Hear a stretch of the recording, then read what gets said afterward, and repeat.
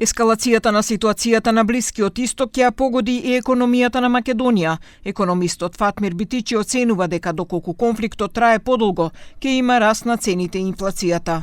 Првите ефекти според Битичи ќе се почувствуваат по 2 недели. Çdo shtet normal, serios, edhe gjitha anëtarët e Bashkimit Evropian, por edhe shtete tjera që marrin pjesë në Evropë, kanë rezervat e tyre për një periudhë kohore.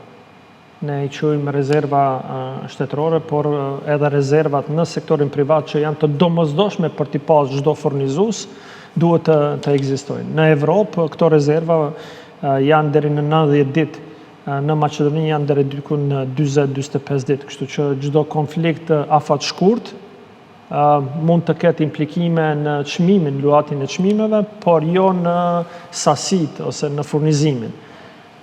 Çdo konflikt I cili mund të zgjat pak më shumë se 40 ditë po e them, do sjell detyrimisht probleme në furnizim. Според економистот Абил Бауш, дури ако конфликтот заврши во рок од 2 недели, пазарот нема да може веднаш да се стабилизира, бидејќи за само неколку часа цената на нафтата се зголемила за околу 10%. Kur ne mendojmë që këtë vit do jetë viti kryesor për rikuperimin e ekonomisë, ne përsëri kemi krizë. Se nuk do të kemi krizë energjetike. Do thonë, shifet kjo krizë, për arsye se brenda disa orëve çmimi I naftës u rit për 10%.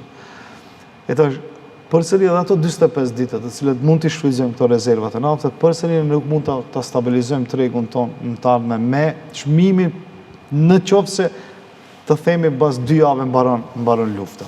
Фатон Халили се надева дека последиците од конфликтот на Блискиот Исток ќе бидат минимални и краткорочни, но предупредува дека ако војната продолжи, граѓаните и државата може да се соочат со сериозни економски проблеми. Qytetarët e Maqedonisë nuk e kanë brengën se do të kenë ndonjë problem ushtarak ose ndonjë invazion. Qytetarët e Maqedonisë sot e sa vite me radhë, mund të them edhe prej kohës së pandemisë, brengën dhe hallin më të madh e kanë aspektin ekonomik. Shpresoj që pasojat do t'jenë minimale, nuk do t'jenë afatgjate, po në qoftë se lufta prapë e potencoj, vazhdon. Atëherë vaj halli për qytetarët tanë, vaj halli edhe për gjithë ne, të cilët sigurisht do të ballafaqohemi me problematika shumë të rëndësishme.